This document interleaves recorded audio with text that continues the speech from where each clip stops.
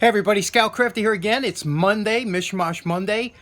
What an absolutely beautiful day. It's Saturday. I'm making Monday's video, but it is so nice out today, and I wish every day was like this. It's just perfect. And let's get downstairs. We got a lot to do today, and let's start today's mosh with a question from James Dorn. James wrote me and asked, he says, how come when I see these old auto wrenches, some are called bicycle wrenches and others are called auto wrenches and some are called railroad, they're all the same wrench. Why did they do that?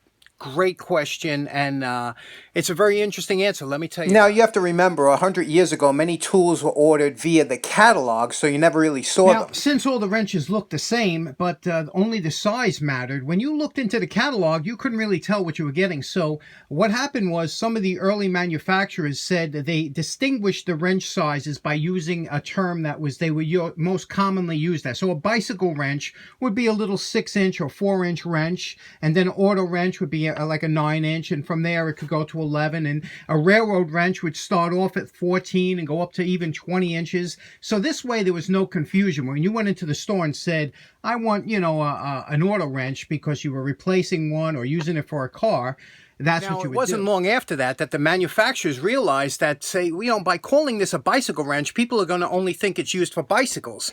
So they were smart and they said, okay, we're going to eliminate that term of bicycle, auto, railroad, and we're just going to sell our wrenches by the size. And by the 40s and 50s, most wrenches that you see in the catalogs were just sold by sizes. They didn't have a designation like bicycle or auto.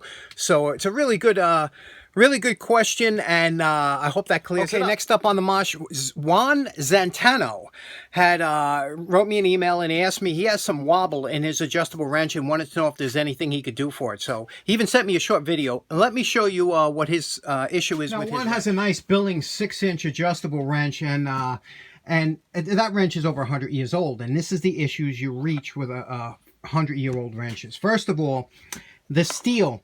Now, the steel was a good steel back then for restorations and stuff, but it wasn't as strong as a lot of the alloys that you see now. So a lot of times you'll have issues that you don't see with a modern wrench.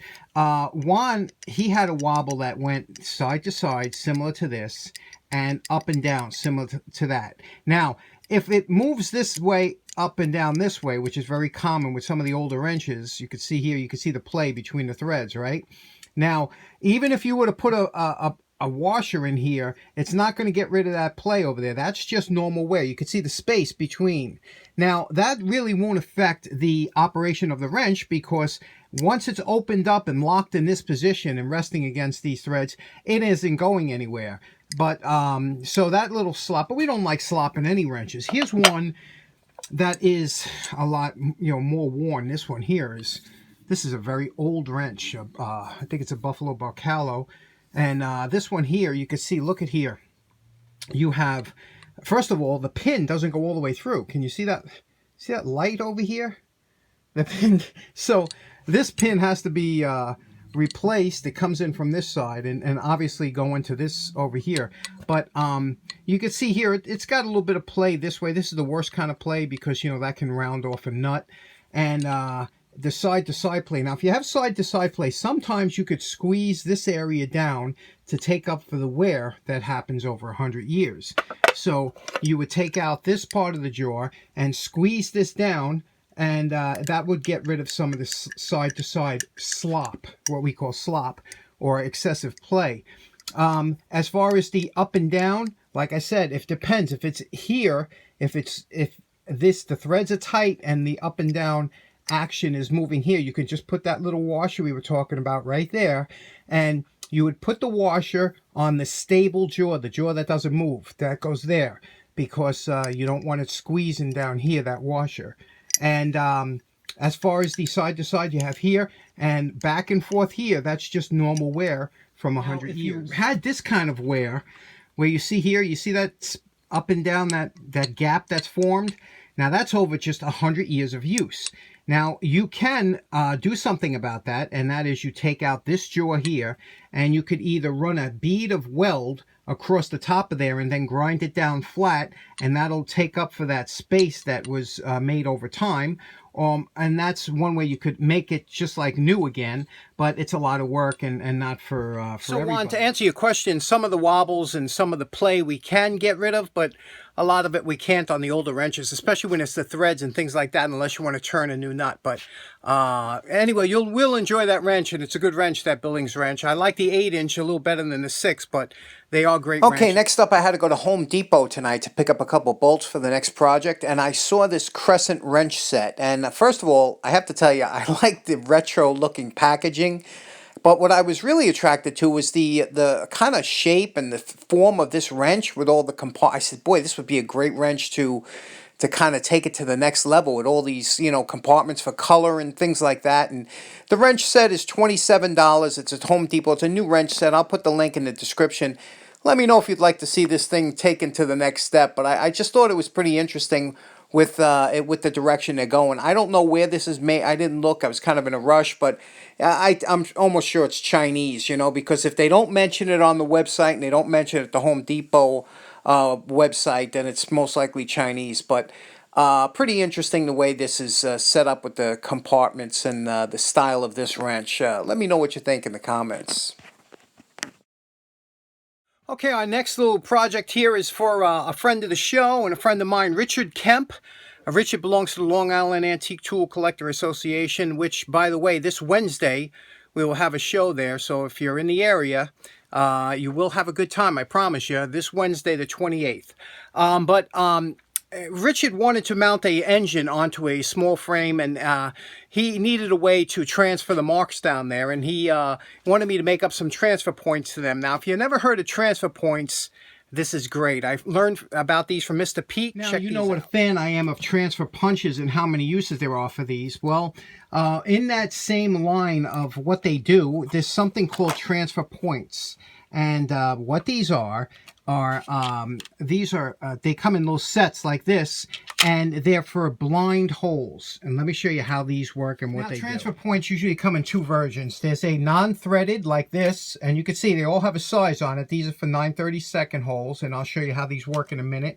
And then you have the threaded version like this, and they come in usually a little case like this. And what you do is you open up, and you can see this is 3/8 by 16, and there's usually about 4 of them in here, because that's a lot of times you need a minimum of 4. You don't usually do 1 or so, but here there's more. But and this is also the wrench. This is you can see here there's a little like socket here, and that fits over the top, and that's how you install it into the hole.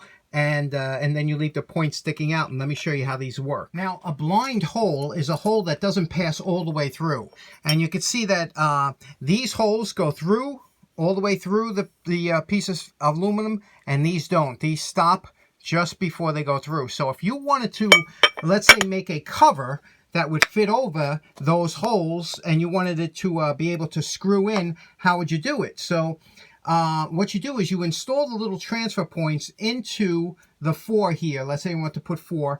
We'll install these little 1/4 inch by 20 transfer points in each one of those holes. Now, we installed the transfer points into the 4 holes, and if you look, they sit proud.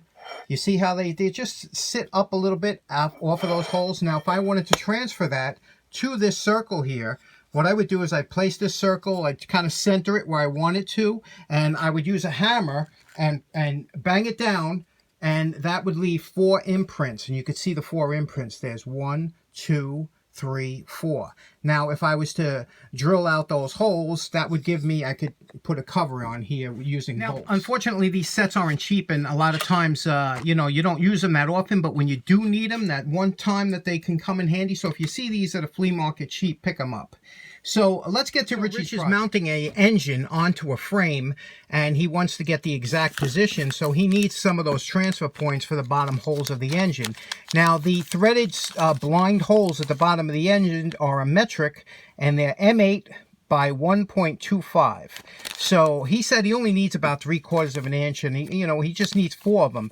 So what we're going to do here is we're just going to cut this in half, because I had to buy these bolts. Can you imagine? It kills you to have to buy bolts when I have so many, but I don't have a big metric supply.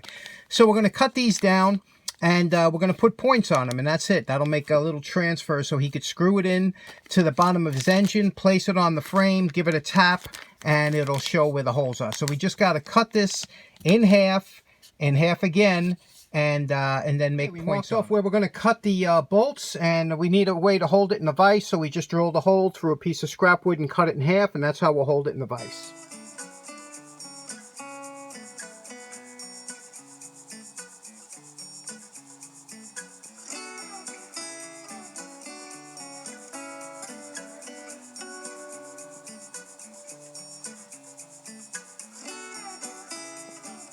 Now, Rich only needs these for one-time use, but you could see how they'll work. He'll screw these into the bottom, and I had to make sure that these work, and I have a kind of a no-go gauge that it will work on both sides. So he'll screw this in, leave it out about 1/4 of an inch, place the engine onto the frame, and these dimples will make a little mark in the paint or wherever, and then he could drill it out and mount his engine. Okay, everybody, thanks very much for tuning in. I hope you have a nice day. Take care now. Bye-bye.